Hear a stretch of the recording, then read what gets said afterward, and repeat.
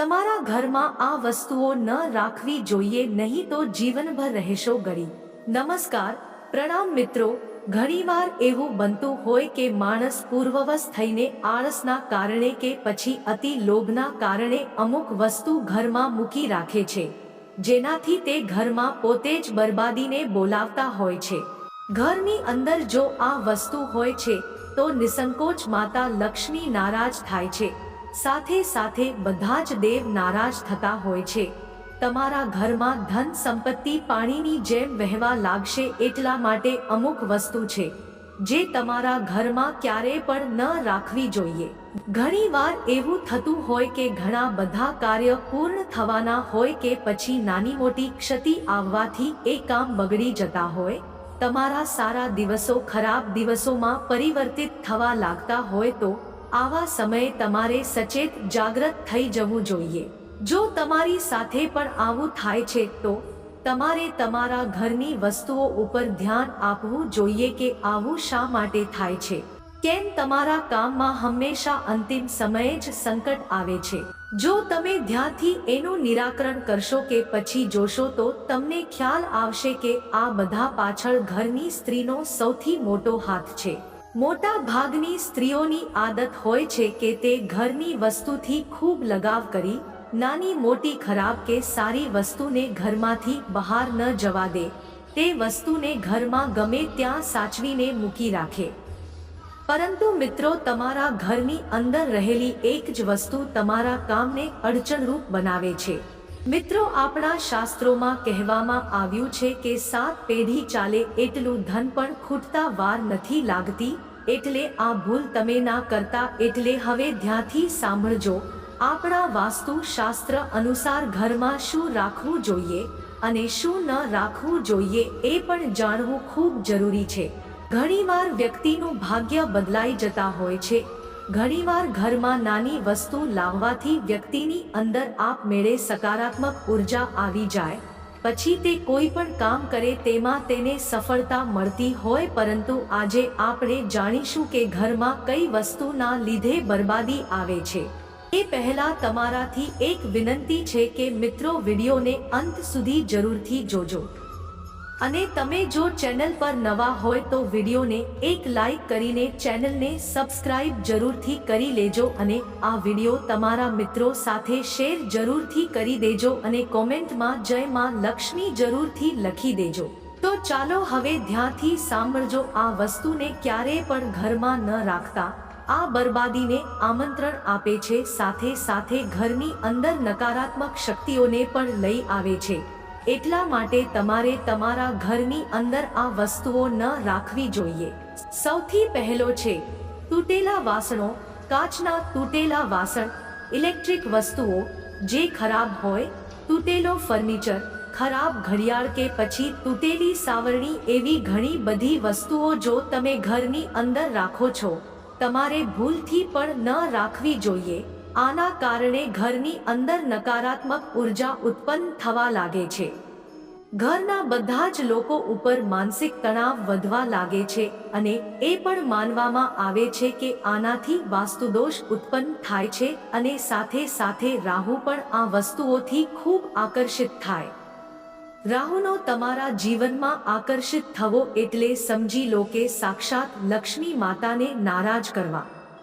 તમારા ઘરમાં દરિદ્રતાનું આગમન થયું. અમુક સ્ત્રીઓની આદત હોય છે કે ઘરને સજાવીને રાખે કારણ કે ઘર સુંદર દેખાય, પરંતુ તેમને વાસ્તુ શાસ્ત્રનું જ્ઞાન નથી હોતું. ઘણી બધી એવી તસવીરો કે ફોટા હોય જે ઘરમાં લગાવે, હકીકતમાં એ વસ્તુઓ તમે તમારા ઘરની અંદર રાખી ન શકો.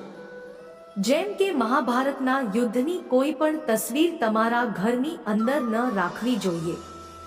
ભગવાન શિવની નટરાજ વાળી મૂર્તિ હોય, તાજમહેલનું ચિત્ર હોય કે પછી પાણીમાં ડૂબતું જહાજ હોય કે પછી જંગલી જાનવર હોય, કોઈની સમાધિનું ચિત્ર કેમ ના હોય. જો આ ભૂલો તમે કરો છો તો તેના ફળ સ્વરૂપે તમારા ઘરમાં બરબાદી આવે જ છે.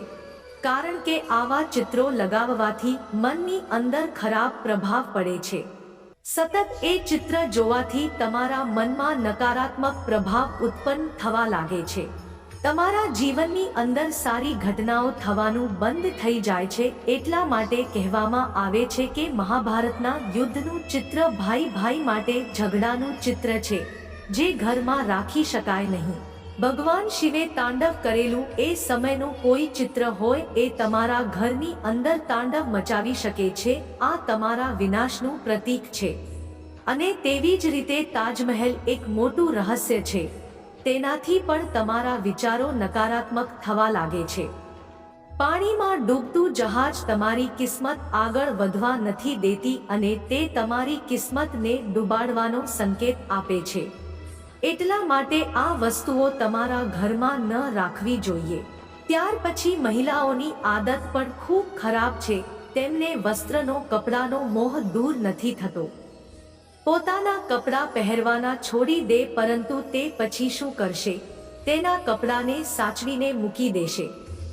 તમારા ઉતરી ગયેલા કપડાં અથવા તો ફાટી ગયેલા કપડાં અથવા તમે એક વર્ષ સુધી જે કપડાનો ઉપયોગ ન કર્યો હોય જેવા કપડાં તમારા ઘરની અંદર નકારાત્મક ઉર્જા ઉત્પન્ન કરે છે। આવી વસ્તુ હંમેશા દાન કરી દો અથવા તેના કામ માટે ઉપયોગ કરી લો, પરંતુ મહિલાઓને આવા કપડાં સાચવવાની આદત પડી ગઈ હોય છે। એટલા માટે તમારા ઘરની અંદર ઘણા બધા પ્રકારની સમસ્યાઓ આવે છે। ઘણી વખત એવું જોવામાં આવ્યું છે કે તમારા ઘરની અંદર લોખંડનો સામાન પડ્યો હોય। ઘણા પુરુષો આળસ વશ થઈ તેનો નિકાલ નથી કરતા હોતા। આવા ભંગારને અંદર ન રાખવું જોઈએ। ઘરની બહાર કોઈ સુરક્ષિત જગ્યાએ અલગ મૂકી દો કે પછી ઘરમાં કોઈ એક જગ્યા નક્કી કરવી જોઈએ। તેની સાથે તમારા ઘરની અંદર તૂટેલા ચંપલ હોય તો તેને પણ બહાર કરી દેવા જોઈએ, કારણ કે આ બરબાદીની નિશાની છે। ત્યાર પછી માતા બહેનોની એક આદત ખૂબ સારી છે, ઘરને ખૂબ સુંદર અને સાફ રાખે। તેઓ ક્યારેય પણ અગાસી ઉપર ધ્યાન આપતા નથી। અગાસીમાં એટલો બધો કચરો ભેગો કરે છે, નકામી વસ્તુ ભેગી કરશે જે તમારા પરિવારમાં મુસીબત લાવી શકે છે। તમારા અગાસી પર કચરો રાખો છો તો પરિવારમાં નકારાત્મક ઉર્જા વધે છે। માનવામાં આવે છે કે આનાથી પિતૃદોષ પણ ઉત્પન્ન થાય છે। એટલા માટે તમારે અગાસી પણ સાફ રાખવી જોઈએ। ઘણીવાર તમારું પર્સ ફાટેલું હોય છે કે પછી તમારી તિજોરી તૂટેલી હોય, તેની અંદર તમે કોઈ ધાર્મિક વસ્તુ રાખેલી હોય તો એ તૂટેલી વસ્તુમાં ધાર્મિક વસ્તુ રાખવાના તમને ઘણા બધા દોષ લાગે છે। એટલા માટે તમારે આ વસ્તુઓને ક્યારેય પણ તૂટેલી ન રાખવી જોઈએ। તૂટી જાય એટલે બદલી નાખવી જોઈએ। પુસ્તકો રાખવા માટે અથવા નાની મોટી વસ્તુઓ રાખવા માટે તિજોરીનો ઉપયોગ કરતા હોય છે, પરંતુ અમુક લોકો ભૂલ કરે આવી વસ્તુ મૂકવા માટે તૂટેલી તિજોરીની ઉપયોગ કરી, જેમ કે દરવાજાના હોય, કાચ તૂટેલા હોય। આનાથી ઘરની અંદર બધી જગ્યાએ નકારાત્મક ઉર્જા પેદા થાય। તેનાથી તમારા ઘરમાં રહેલા પૈસા પાણીની જેમ વહેવા લાગે છે। એટલા માટે તૂટેલા ફર્નિચરને હંમેશા બદલી નાખવું જોઈએ અથવા તેને ઉપયોગમાં લેવું હોય તો તેને રિપેર કરાવવું જોઈએ। ઘરના મંદિરમાં સ્ત્રીઓ ઘણા બધા ભગવાનને એક સાથે સ્થાપિત કરી દે છે। ઘણીવાર તો દેવી દેવતાની મૂર્તિ તૂટેલી હોય અથવા તો ખંડિત થઈ ગઈ હોય તો પણ ઘરમાં સાચવીને રાખે। યાદ રાખજો કે તેનાથી પણ તમારા ઘરમાં હાનિ પહોંચે છે।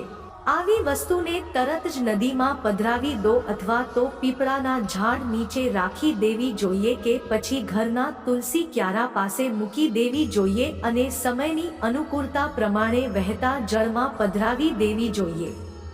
તમે એવું નથી કરતા અને ઘરમાં તેને સાચવી રાખો છો તો આવું કરવાથી વાસ્તુદોષને તમે પોતે જ ઉત્પન્ન કરો છો। એટલા માટે જ આ વસ્તુઓ તમારા ઘરમાં પડે જ છે તો તેને બહાર કાઢી દો। ઘરને શુદ્ધ અને સાફ કરી દો, જેનાથી તમારા ઘરની અંદર સકારાત્મકતા વધવા લાગે, સકારાત્મક ઉર્જા વધવા લાગે। તમે જો આ ભૂલો કરો છો તો તમારે પારાવાર નુકસાન ભોગવવું પડે છે, તો આ વસ્તુઓ તમારા ધ્યાનમાં રાખવી જોઈએ। મિત્રો, જો વિડીયોમાં બતાવેલી જાણકારી તમને ગમ્યું હોય તો વિડીયોને એક લાઈક કરી ચેનલને સબસ્ક્રાઇબ જરૂરથી કરી દેજો અને કોમેન્ટમાં જય માં લક્ષ્મી જરૂરથી લખી દેજો. માતા લક્ષ્મીની કૃપા તમારા પર બની રહેશે. ધન્યવાદ.